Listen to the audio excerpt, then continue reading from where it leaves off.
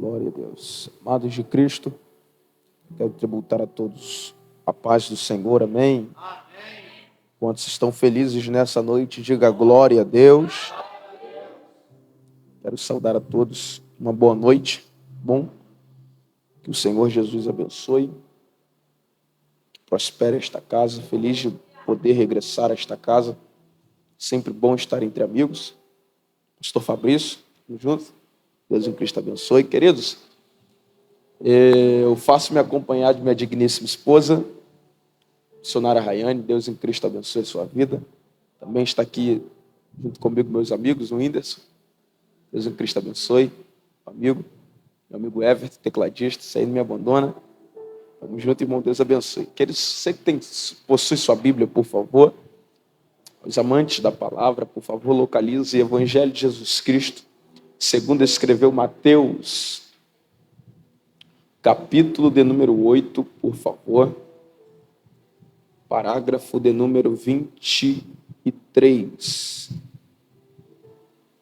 Evangelho de Jesus Cristo, segundo escreveu Mateus, capítulo de número 8, parágrafo de número 23, por favor.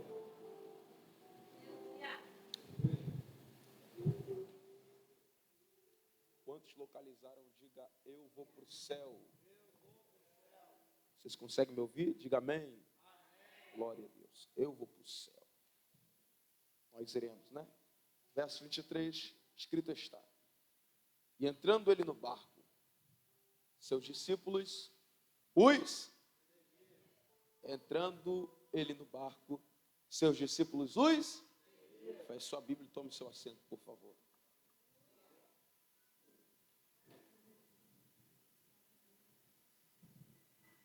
Aos amados de Cristo, pois nós estamos diante das Escrituras Sagradas, segundo nosso saudoso, que hoje mora com Cristo, pastor Billy Graham. Ele diz que a mesma é a boca de Deus dentre ou no meio dos homens. Isto é lindo demais para nós, porque, entretanto, quando nós conhecemos as Escrituras Sagradas, o primeiro desejo que desperta em nós é conhecer ou saber de fato os pontos litúrgicos em que a mesma trabalha, a fim de nos dar uma base reveladora. Sendo assim, entretanto, a Bíblia é composta por 66 livros, 1.189 capítulos, 31.100 versículos, tendo suas repartições em, de fato, considerada em duas, Novo e Antigo Testamento. O Antigo Testamento, ele é composto por 39 livros, e os seus livros, de fato, têm uma centria e um base. A espinha dorsal do Antigo Testamento é revelar acerca da vinda do Messias. Com base nisso, a profecia do próprio Deus, no capítulo 3, parágrafo de número 15 do livro de Gênesis. Ele mesmo disse que da semente da mulher nasceria aquele que esmagaria a cabeça da serpente e a mesma feriria o seu calcanhar. O profeta Isaías, no seu capítulo 7, também vai promulgar acerca da vinda do Messias, dizendo que viria de uma virgem mulher aquele que o seu nome seria chamado Emanuel, que no hebraico quer dizer Deus conosco. Ageu também vai proclamar acerca da vinda do Messias, dizendo que viria aquele aguardados ou esperado por todos. Zacarias, no Antigo Testamento, também tratando-se acerca da vinda do Messias, ele também vai promulgar acerca da entrada triunfal de Jesus em Jerusalém. Sendo assim, o propósito contextual do Antigo Testamento é revelar acerca da vinda do Messias. Já o Novo Testamento é composto por 27 livros, tendo as suas repartições sematicais. Ele é iniciado assim, entretanto, entre 4 evangelhos. E qual o propósito dos 4 evangélicos, gente? É simples. O propósito dos 4 evangelhos é revelar a essência de Cristo, para que ele veio e a quem ele veio. Já o livro de Atos dos Apóstolos tem o propósito de revelar a nós acerca da centria de Cristo. Já as cartas paulinas, que é composta por 13, tem o propósito da igreja a revelar a doutrina de Cristo. Mas não é isso que eu quero me ater. Eu preciso me ater aqui acerca dos 4 evangelhos. A pergunta é, por que 4 evangelhos? Isso se tornou uma pergunta dentre muito tempo diante aos historiadores e aos pesquisadores da Bíblia Sagrada. Por que, Ezequiel? Porque a pergunta e a interrogação, o paradoxo criado em suas mentes fora: por que 4 evangelhos de Jesus Cristo, senão o evangelho singularmente falando de Jesus Cristo? É simples, gente, porque naquela época existiam 4 línguas que rodeavam por Israel. E que 4 línguas eram estas? Latim, hebraico, grego e aramaico. Entretanto, os 4 evangelhos têm um só propósito. E qual é o propósito? Revelar acerca da pessoa de Jesus Cristo. Haja vista que o direcionamento são para pessoas diferentes. A saber, Mateus escreve aos judeus a fim de revelar a essência de Cristo como rei. Marcos escreve aos romanos a fim de revelar a essência de Cristo como servo. Lucas escreve aos gregos a fim de revelar a essência de Cristo como o Filho do Homem. João está sincronizado dentro do Evangelho, porém não faz parte dentre os sinóticos. Por que, Ezequiel? Haja vista, sinótico é uma palavra que na gramática grega extrai-se 2 sentidos: sim, junção, ou conjunto, ópticos, visão. Então a junção da palavra sinóticos, traduzido do grego para o português, quer dizer um conjunto que obtiveram a mesma visão. É por isso que aquilo que nós observamos no Evangelho de Mateus também é observado no Evangelho de Marcos. Aquilo que observamos no Evangelho de Marcos, obviamente, também se externa ao Evangelho de Lucas. A pergunta é, por que João fará parte dos 4 evangelhos, porém não está sincronizado dentre os evangelhos sinóticos? É simples, gente, porque os 3 evangelhos, em sua base, tiveram a dependência de testemunhas oculares para compartilhar acerca da vinda do Messias. Já João não. João foi a própria testemunha ocular da pessoa de Cristo, a ponto dos seus 21 capítulos relativizar acerca da vinda ou da pessoa de Cristo. E eu gosto da propriedade de João. Por que, Ezequiel? Porque logo no capítulo 1, João vai proclamar e ratificar a nós que no princípio ele era o Verbo, tratando-se da pessoa de Cristo, e o Verbo era a palavra estava com Deus, a palavra era Deus. Lindo é que João vai proclamar acerca da pessoa de Cristo, e a proclamação de João é, no princípio. Perceba que João está tratando e tem propriedade para falar acerca de quem ele é e de quem ele foi. No princípio, ele era o Verbo. João está tratando acerca de 2 períodos, passado e presente. Passado, verbo manifesto ou verbo inclusivo ou retraído espiritualmente falando. Já no Novo Testamento, ele é mais conhecido como o verbo encarnado ou manifesto no meio de nós. Isso é lindo, gente. Por quê? Porque logo no capítulo 1, João vai proclamar, como havia dito, e ele vai dizer, no princípio ele era o Verbo. Perceba, gente, que João está ratificando acerca do princípio. João está ratificando e temporalizando acerca do princípio, proclamando em dizer que Jesus no princípio era o verbo. E a pergunta é, aonde o verbo se manifesta no princípio? Vamos para o princípio. Gênesis capítulo 1, parágrafo de número 1. No princípio ele era o verbo era a palavra era Deus e estava com Deus. Todas as coisas foram feitas pelo seu intermédio. No princípio criou Deus os céus e a terra era sem forma e vazia, e o Espírito de Deus pairava sobre as águas. No princípio criou Deus. Quem criou? O próprio Deus. Isso aqui no hebraico quer dizer Bereshit bara Elohim. Esta palavra Elohim, ela traz para nós dois sentidos. O sentido de um vocábulo e um sentido de um prefixo.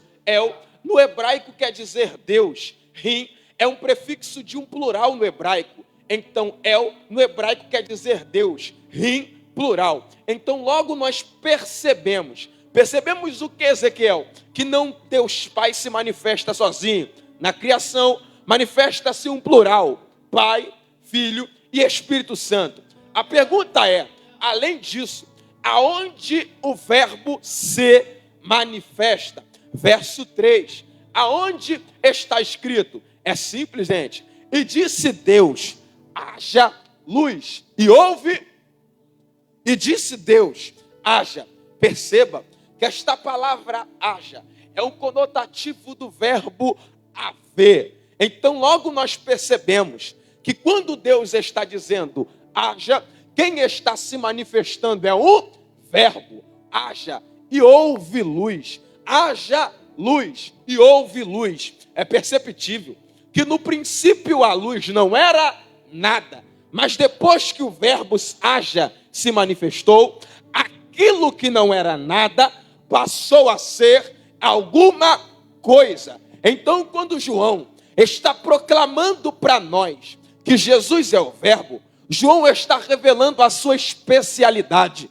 E qual é a especialidade do verbo? Se manifestar na vida daquele que não era nada e torná-lo alguma coisa. No princípio disse Deus, haja luz e houve luz. A luz no princípio não era nada, mas depois que o verbo se manifestou, aquilo que não era nada passou a ser alguma coisa. Vamos para a Bíblia. E disse Deus, haja expansão entre a água e a terra. A expansão não era nada, mas aquilo que não era nada, depois que o verbo se manifestou, passou a ser alguma coisa. E disse Deus, haja luminares. Os luminares não eram nada, mas depois que o verbo se manifestou, aquilo que não era nada passou a ser alguma coisa. Então, quando João está proclamando que Jesus é o verbo,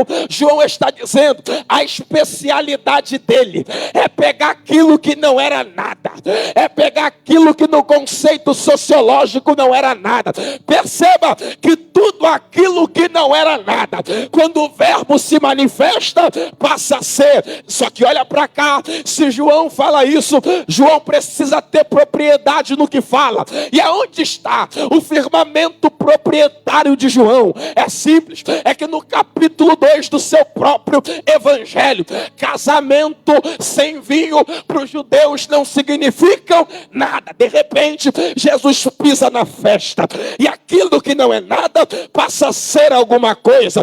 No capítulo 4, os samaritanos para os judeus não eram nada, quando de repente Deus olha para aquilo que não era nada para a terra e diz, de você eu farei jorrar fontes de água viva. No capítulo 5, o nome era Casa de Misericórdia, mas misericórdia naquela casa não tinha nada. De repente Jesus chegou com a infinita misericórdia e disse, levanta, toma a tua cama e anda, perdoados são os teus pecados. No capítulo 6, 5 pães e 2 peixes para alimentar aproximadamente 15 mil pessoas, não era nada. Aí ele pega o pão, pega o peixe, estende ao Pai, e está escrito, e tendo dado graça. Eu não sei se tu vai pegar isso aqui, só que o que é isso, Ezequiel? É que aquilo que não era nada, depois que foi entregue a graça,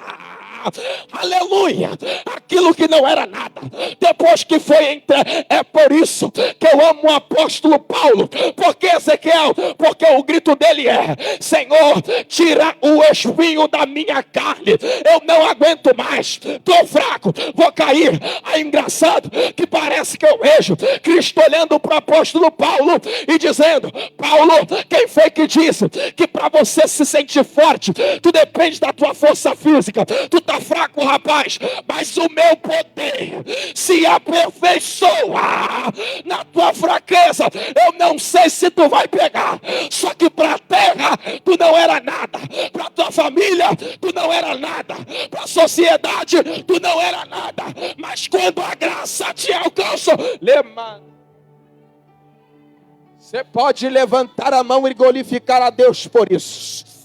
Você pode levantar a mão e glorificar a Deus por isso, pois tem uma graça que desceu hoje no Ministério Sicar, e esta graça está dizendo para esta igreja: se prepara, porque para a terra tu não prestava, mas eu nunca dependi da aprovação sociológica para levantar alguém. A terra rejeita Davi, mas Deus levanta como segundo o seu coração e rei de Israel. A terra rejeita José, mas Deus levanta como governador do Egito. A terra rejeita Paulo, ele levanta como maior missionário do Novo, o segundo maior missionário do Novo Testamento. A terra rejeita Pedro, ele olha e diz: sobre esta pedra eu edificarei.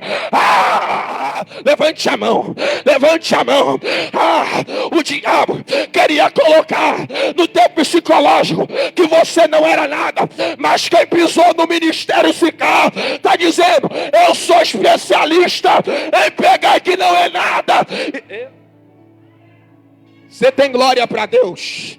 Você tem glória para Deus? Você tem glória para Deus? Eu estou sentindo Deus aqui nesta casa. Se não fosse a graça, se não fosse a graça que tivesse nos alcançado, se não fosse a graça que tivesse ido lá na maconha, que tivesse ido lá na boca de fumo, que tivesse ido lá no baile funk, se tivesse ido lá na porta, se não fosse a graça, mas Jesus me trouxe aqui, é pela graça. Você pode liberar glória a Deus?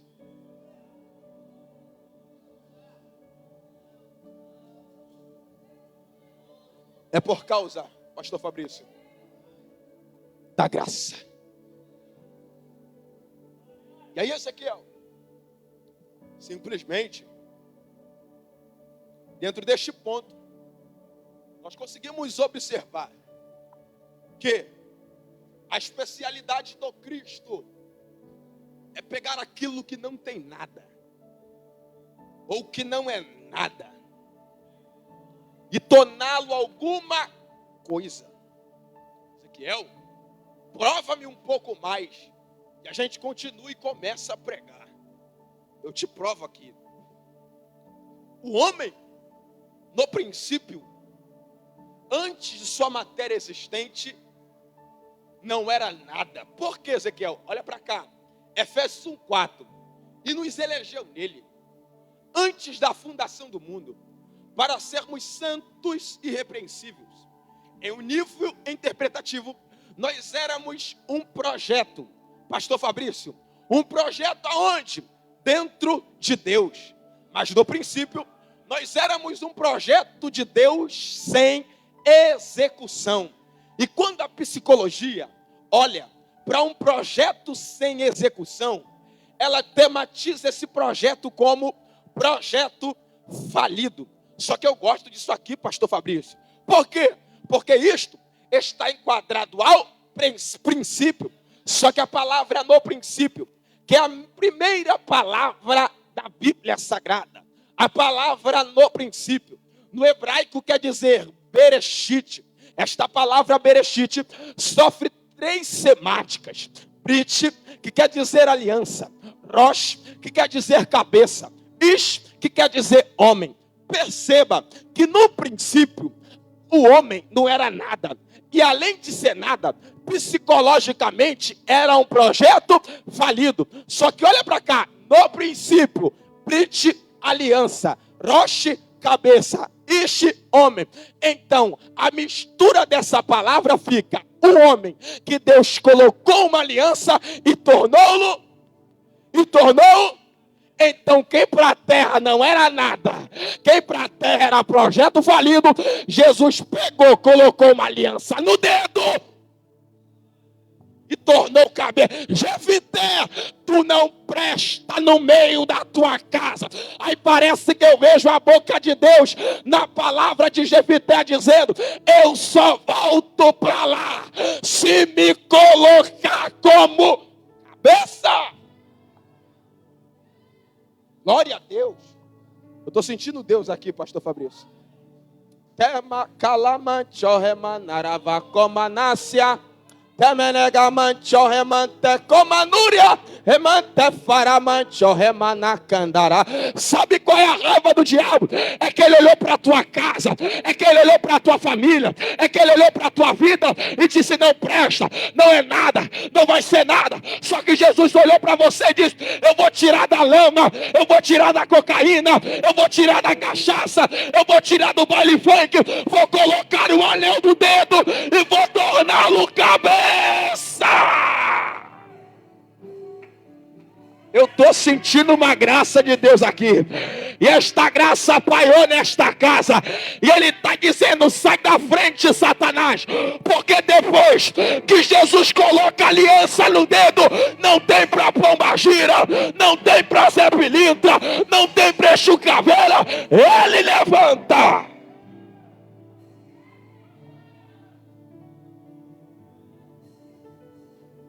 Eu sinto graça de Deus aqui. Olha para cá. A especialidade de Cristo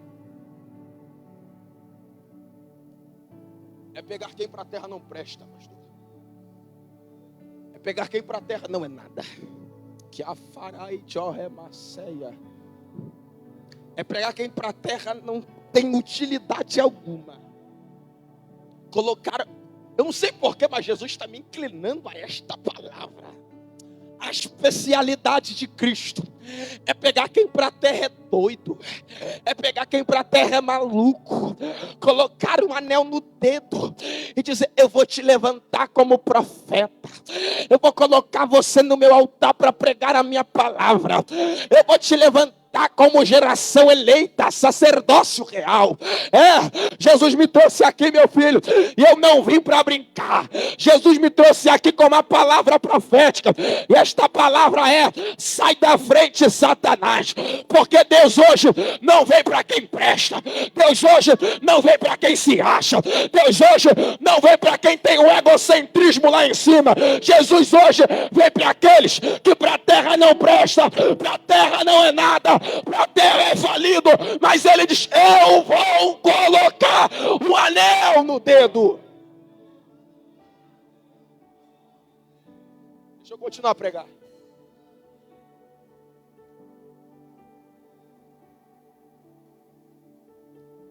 A especialidade de Cristo é esta.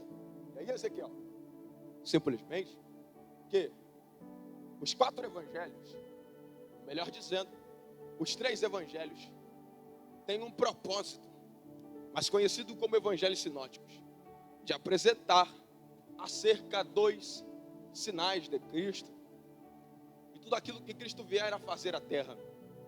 E aí, Ezequiel, e aí que dentro de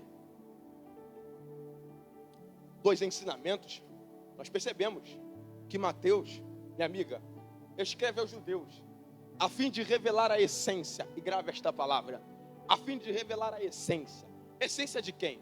de Cristo como rei. Marcos escreve aos romanos a fim de revelar a essência de Cristo como servo. Lucas escreve aos gregos ou aos gentios a fim de revelar a essência de Cristo como filho do homem. A pergunta é: por quê? Todos aqueles que dependeram de testemunhas oculares, de fato, estão preocupados em revelar a essência. Isso aqui é lindo, gente. Por quê? Porque grande parte do Evangelho de Mateus era de fato, ou é de fato escrito, baseado pelas ações que Mateus vivenciou por ser discípulo de Jesus. Mas grande parte, aproximadamente 40% do seu Evangelho, fora escrito baseado em uma parte em que de fato ele não vivenciou. Por isso, ele está sincronizado entre os sinóticos, aqueles que dependeram de testemunhas oculares para compartilhar acerca do Evangelho de Cristo.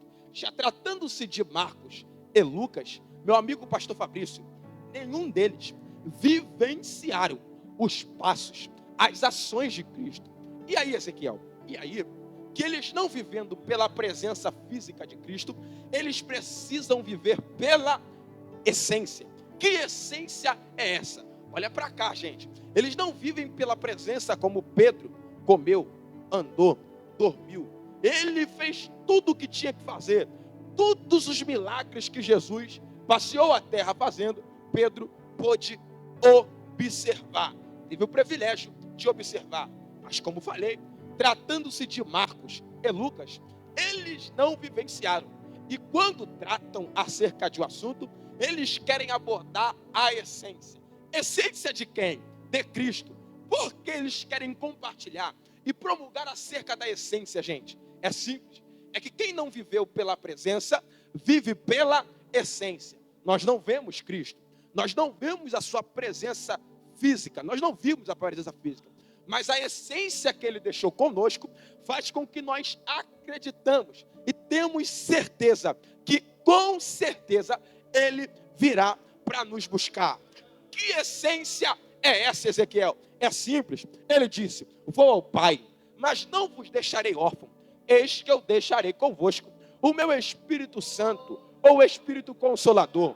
Esta palavra Espírito Santo, ou Espírito Consolador, no hebraico quer dizer Ruach HaKodesh, ou Ruach HaKodesh. Este termo Ruach também aponta para a essência. Então, quando Jesus está deixando para nós o Espírito Santo, ele está deixando conosco a sua essência. Haja visto que, etimologicamente falando, para que toda a matéria receba uma essência, ela precisa estar intacta. Olha para mim, haja vista que para toda matéria, pastor Fabrício, receber uma essência, ela precisa estar intacta. Isso aqui é comparado a uma fábrica perfumária, ou uma fábrica de essência. Por que, Ezequiel? Porque todas as vezes os feitores, eles começam a produzir a essência,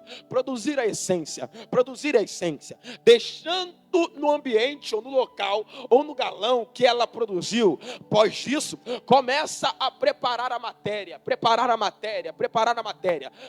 a matéria, coloca nos engavetamentos. Só que antes de colocar a essência do perfume, meu amigo pastor Fabrício, eles começam a pegar a matéria. Para quê? Para verificar. Se a matéria estiver rachada, não pode colocar a essência. Por quê? Porque se colocar a matéria em essência rachada, certamente a essência se perde. A pergunta é: se Cristo deixou conosco uma essência, quem é a matéria? Somos nós. Se Cristo deixou conosco uma essência, quem é a matéria? Somos nós. A pergunta é: como nós devemos fazer para não deixar com que a nossa matéria venha rachar? Olha para cá, foi o apóstolo Paulo que disse que o que afasta o homem de Deus o que afasta o homem de Deus é o pecado. E aí, Ezequiel, segundo a ramatiologia, a doutrina do pecado, quando o pecado ele encosta em nós, ou ele está em nós, ele provoca em nós uma rachadura. Esta rachadura traz para que o diabo faz com que o diabo ganhe acesso para entrar pela rachadura. Aqui está o problema, é que todas as vezes que eu tenho contato com o pecado me racha, fazendo eu perder aquilo que Cristo deixou comigo. Isso aqui é lindo demais, gente. Por quê? É por isso que o apóstolo Paulo grita: o quê? O bem que eu quero fazer eu não faço, mas o mal que eu não quero, esse sim, eu acabo cometendo. O que é isso, Ezequiel? É simples. O que o apóstolo Paulo está querendo dizer é que o diabo, todas as vezes, vem com pratos na frente dele. Para quê? Para que ele toque naquilo que não é para tocar, fala aquilo que não é para falar, pensa naquilo que não é para pensar. Por quê? Porque todas as vezes que eu tenho contato no meu corpo com o pecado, isso provoca uma rachadura, fazendo-me perder aquilo que Cristo deixou em mim para eu cuidar. Isso aqui é lindo, gente. Por quê? Porque o que eu vim pregar hoje aqui não é sobre chave, não é sobre carro, não é sobre porta aberta. Eu vim pregar sobre resistência. Por que, Ezequiel? Porque é simples, gente. Nós precisamos ter resistência para preservar o nosso corpo. Porque preservando o nosso corpo, a matéria permanece intacta. Se a matéria permanece intacta, a essência permanece conosco. Ezequiel, porque tem muita gente que prega. É simples, gente. Porque pregar não significa ter essência. Cantar não significa ter essência. O que significa ter essência? É o pecado bater na porta, mas tu dizer: eu não abro para ti porque eu preciso preservar o que ele me entregou. O que é preservar a essência, Ezequiel? É a macumba se levantar para tentar desviar os meus caminhos, mas eu dizer: eu não posso trocar os meus caminhos porque eu preciso preservar o que Jesus me entregou. Eu não sei quem veio levantar a mão, eu não sei quem veio receber com seu glória ou com seu aleluia, mas Jesus me trouxe aqui com uma palavra profética para liberar para o ministério Sicar. E que palavra é essa, Ezequiel? O que desce hoje não é chave, o que desce hoje não é porta, o que desce hoje é resistência. Tu não vai cair nas oferendas do diabo, tu não vai cair nas falcatruas do diabo, você vai permanecer com a essência de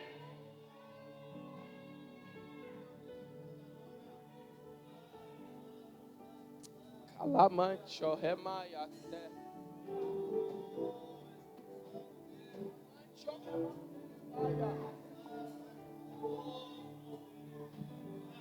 o que Jesus me trouxe aqui para dizer hoje é: perca tudo, mas não perca a essência. Perca a porta, mas não perca a essência. Perca a amizade, mas não perca a essência. Perca o relacionamento, mas não perca a essência. Perca a porta, mas não perca a essência. Perca o carro, mas não perca a essência. Para de pregar, mas não perca. Não se troca. Eu preciso preservar a minha matéria.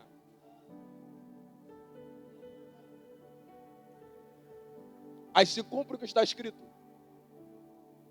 o Espírito de Deus não habita em templo sujo.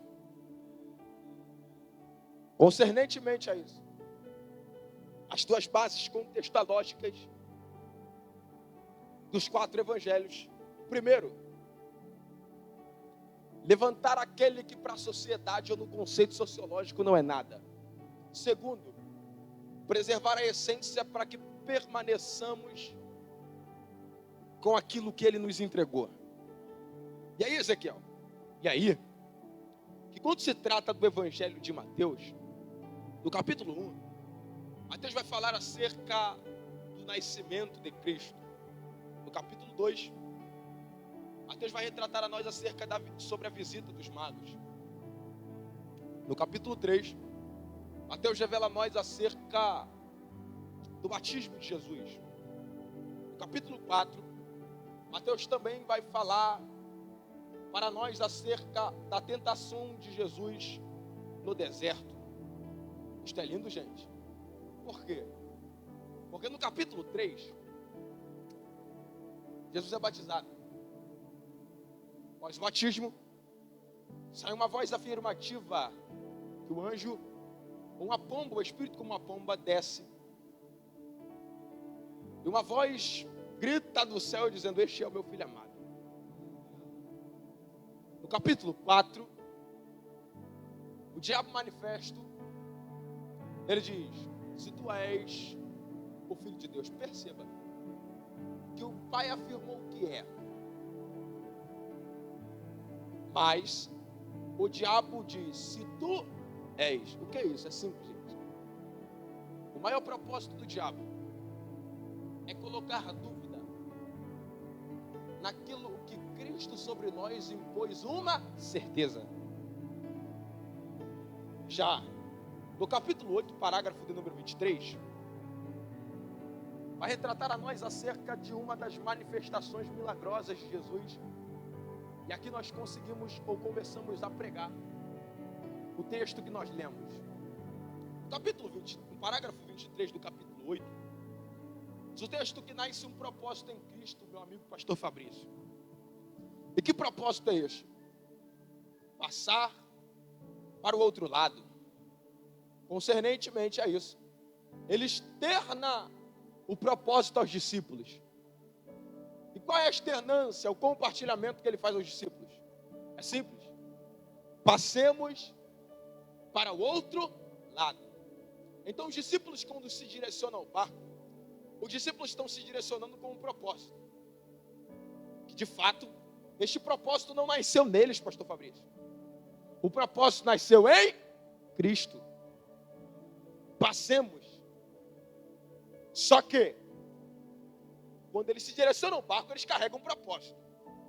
Mas a partir do momento que Jesus compele, ordena os discípulos para que eles passem para o outro lado, gente, eles têm autonomia para entrar no barco a hora que querem. Eles têm autonomia para ir para o barco a hora que querem. Só que olha para a Bíblia. E entrando Jesus no barco, os discípulos, a palavra seguir na etimologia quer dizer ir depois ou ir após. Então quem segue não vai na frente. Quem segue não vai adiante. Quem segue vai.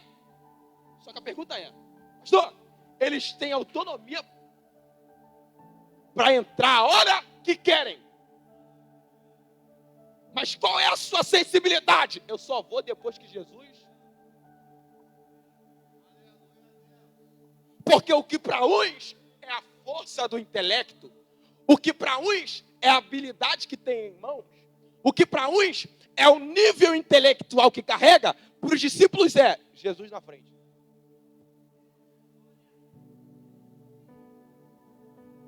Para os discípulos é Jesus na frente. E aí, Ezequiel, concernentemente a isso, os discípulos entram no barco. Isso aqui é lindo, gente. Por quê? Porque os discípulos entram no barco. No meio do mar, levanta-se uma grande tempestade. E aí, Ezequiel? E aí que a tempestade se levanta. E eu gosto do evangelho de Marcos, porque Marcos é bem enfático. E ele diz, pastor Fabrício, que ia com ele, ou estava com eles no mar, outros barquinhos. Só que olha para a Bíblia. Quando Jesus entra no barco, só que se tu não pegar, a gente vai embora. Quando Jesus entra no barco,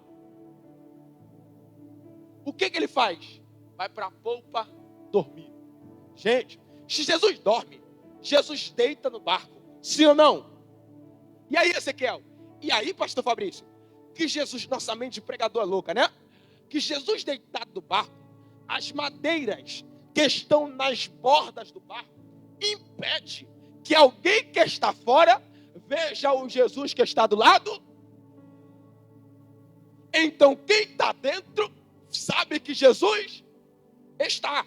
Só que quem está fora, pela visão panorâmica, diz: só tem 12. Só que você imagina comigo. Olha só. Arrepiou meu corpo aqui. Só que olha isso aqui, Wenderson, isso aqui mexe com a nossa cabeça. Por quê? Porque isso aqui permite a nós uma analogia muito forte. Por quê? Porque você imagina, gente, alguém que está no lado do outro barco, está dizendo, olha lá, ó, vai conseguir chegar não. Everton, olha lá, ó, com certeza não vai alcançar, vai afundar. Só que quem está dentro do barco está desesperado, mas reconhece o quê? Que quem está com eles pode solucionar o problema. Ele chega perante a ele e diz, mestre, acorda, porque nós iremos perecer. Só que olha para cá, gente. De repente Jesus levanta. Aí você imagina, quem está nos outros barquinhos está dizendo, peraí meu filho, na nossa visão só tinha 12. Mas a pergunta é, vocês podem me explicar? Eu estou vendo o 13º ali. E depois que esse cara se pôs de pé, o mar se aquietou, o vento se... Olha para mim.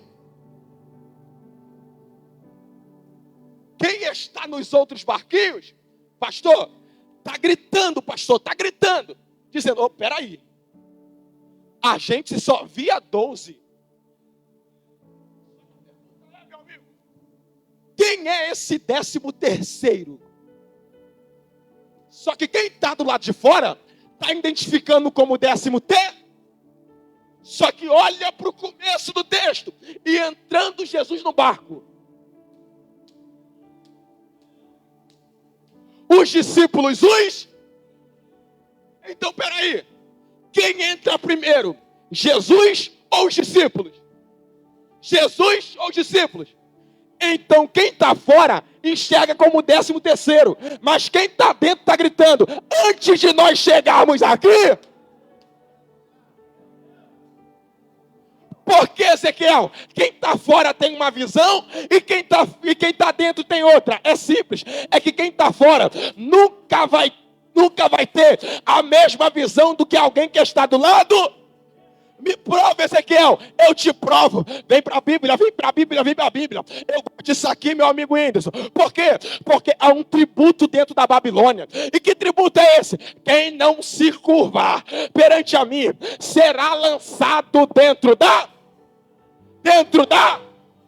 E aí, Ezequiel? E aí que o posicionamento de Sadraque, Mesaque e Abidnego é: o Deus a quem servimos certamente nos livrará desta fornalha que arde em fogo. Só que olha para cá, gente. Consequentemente a isso, quando os 3 estão lá dentro, alguém olha e diz: ih, rapaz, eu tenho a certeza que o que eu coloquei lá foi 3 homens, mas o que eu estou vendo é o quarto. Só que ele não é o quarto. Quem está do lado de fora está dizendo que é o quarto. Só que quem estava indo para a fornalha, antes de chegar lá, eles gritaram: o Deus a quem eu sirvo, o Deus a quem eu sirvo, eu não sei se tu vai pegar. Só que quem está fora está dizendo: vai morrer. Mas a minha sensibilidade em colocar Jesus na frente, pode se levantar capeta, pode se levantar pombagira, pode se levantar vento, pode se levantar fogo. Sai da frente, Satanás. Se Jesus está na frente, a porta pode estar fechada, mas Jesus está comigo.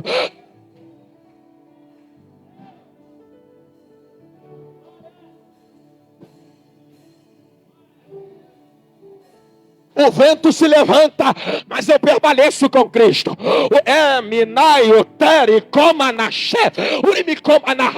O diabo olhou para esta igreja e disse assim: ó, vai parar, vai largar, vai desanimar. Só que está orando do lado de fora. Só que tu reconhece: aquele que está dentro do meu barco pode solucionar o meu problema. Isso não tem mão para levantar. Eu vou te... 30 segundos de glória a Ele. 30 segundos de glória. 30 segundos de glória. Isso. 29, 28, 27, 26, 25, 24, 23, 22, 21, 20, 19, 18. Jesus vai tomar essa casa. Eu conto 17, 16, 15, 14, 13, 12, 11, 10, 9, 8, 6, 7, 5, 4. Sai da frente, Satanás, porque meu Jeová vai tomar essa casa. Eu conto 3, se prepara, porque Jesus vai entrar. Eu conto 2, a glória da última casa vai ser maior que a da primeira. Eu conto 1, sai da frente, Satanás. Olha a igreja, tomada de glória. Urimi coma na cheia, urimi coma na série, coma na canda.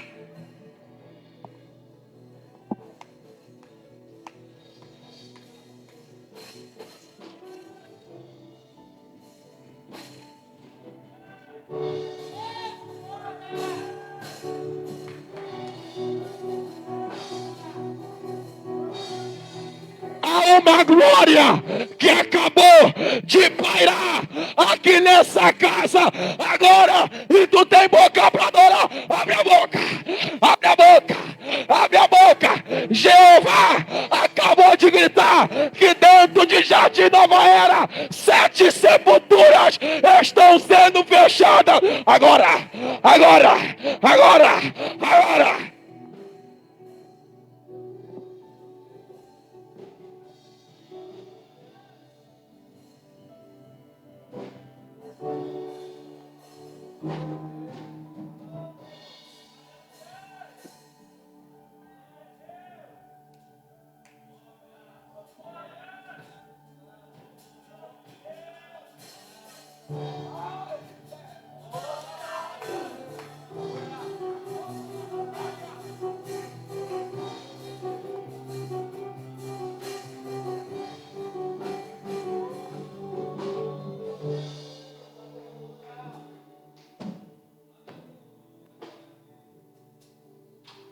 Jesus entrou no barco. A gente vai encerrar. Jesus está no barco. Só que pastor, isso é lindo demais. Isso aqui para a gente encerrar, eu preciso do máximo da sua atenção aqui, a gente encerra.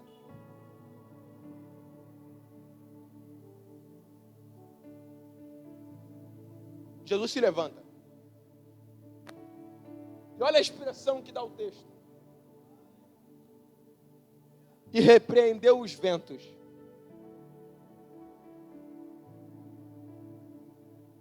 E disse ao mar: acalma-te. Segundo Charles Spurgeon, esta expressão repreender foge de uma naturalidade. Jesus não está tratando mais do natural. Aqui Jesus está tratando do espiritual. Só que olha para cá. Jesus não está tratando do natural, pastora. Jesus está tratando do espiritual. Por quê? Porque tudo aquilo que envolve propósito, o diabo se levanta. Só que a expressão utilizada por João Ferreira de Almeida, na epígrafe do texto é: e Jesus acalmou a tempestade. Só que a expressão que o texto usa é: e Jesus repreendeu. Bem baixinho para mim, por favor. A expressão usada por João Ferreira na epígrafe é: e Jesus acalmou. Só que a expressão usada no texto é: e Jesus repreendeu. E é uma distinção, gente, entre repreensão e calmaria. Etimologicamente, a palavra calmaria é muito utilizada como expressão psicológica. Por que, Ezequiel? É simples. Uma pessoa que tem um distúrbio mental, quando ela tem orientação psicológica, ela faz, ou é orientada psicologicamente falando, para quê? Para ficar calma. Só que todo mundo que é tratado para ficar calmo, você sabe que precisa ter cuidado, que a qualquer momento ele pode voltar a ter um distúrbio novamente. Então, o sentido da palavra acalmar é tratar sabendo que pode se levantar novamente. Só que o sentido da palavra repreender é cortar pela...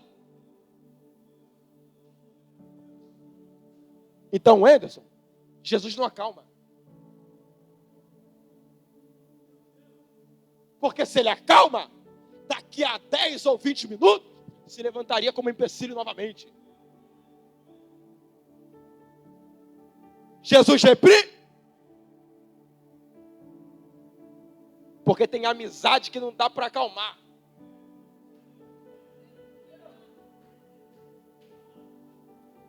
Tem que cortar pela raiz. Por que Jesus repreende? Porque Jesus é inteligente. Espera aí. Eu sei que trouxe dificuldade a mim uma vez. Então, se eu acalmo, me traz problema a qualquer momento novamente. Então, eu vou repreender. Eu tenho um livro lá em casa. Eu estava lendo esse livro. E o texto, a frase que eu li, meu amigo Anderson, é muito importante, que tem frequentado, ou virado um modo de calamidade dentro do século 21. Por quê? Porque o índice de relacionamento, olha para cá, o índice de relacionamento abusivo tem aumento? Tem aumento? E aí, Ezequiel, é simples. É que chega no namoro, o camarada xinga e o camarada bate. Tá no noivado, o camarada xinga, o camarada bate. Só que quando o camarada se acalma, a mulher vai e diz, ainda dá para casar. Só que o que é calmaria? É aquilo que é tratado, mas a qualquer momento pode. Relacionamento abusivo não dá para acalmar, tem que cortar.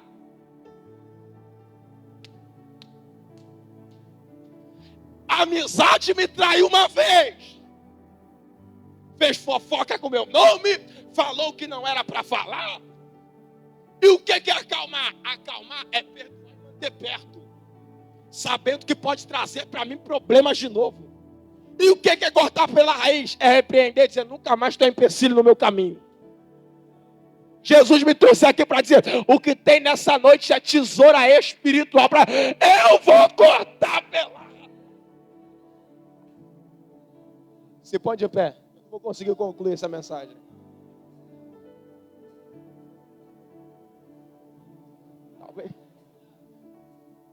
Talvez você está olhando assim e está falando, Ezequiel, mas ei, meu filho, olha para cá. Você não é bobo. Perdoar não significa estar junto. Pastor, Deus, não existe ninguém, nenhum ser espiritual quanto terreno, mais misericordioso do que Deus. Não existe, Whindersson. Não existe. Não existe. Só que a primeira vez que Adão o trouxe dor de cabeça, ele joga para fora do jardim. E a pergunta é, me mostra na Bíblia quando foi que fora do jardim ele voltou a falar com ele novamente. Porque perdoar não significa ter intimidade e relacionamento. Jesus está dizendo, eu trouxe aqui nesta noite.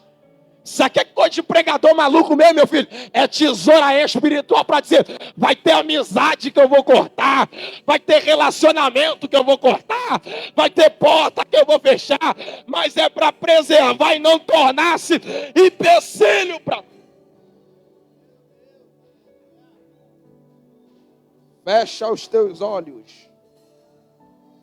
Pai, que ante promanahaio jeva Súria, lubrite que omanaha sarabia, teme comanahashanda, teme afa, leme o revagashanda, teme remaia. Ubinikiomante comanasi telepromanácia emene faramante comante remaio de.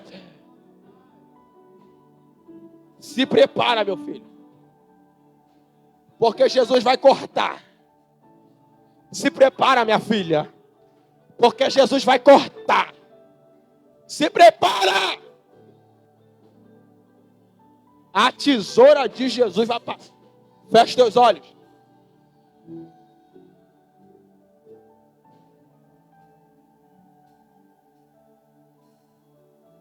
Ó Deus de Israel,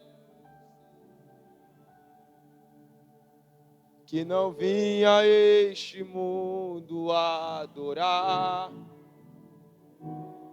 Isso, cante. Os leões. O meu louvor incomodou a todos que são contra ti, ó Jeová. Feche teus olhos, Pai, diante da tua presença, Pai. Quero louvar o teu nome, Senhor, por esta palavra. E te pedir, meu Deus, Senhor, toque na tua igreja, fortaleça-as da vitória. E você que tem mão, aplaude a Deus, porque Ele merece.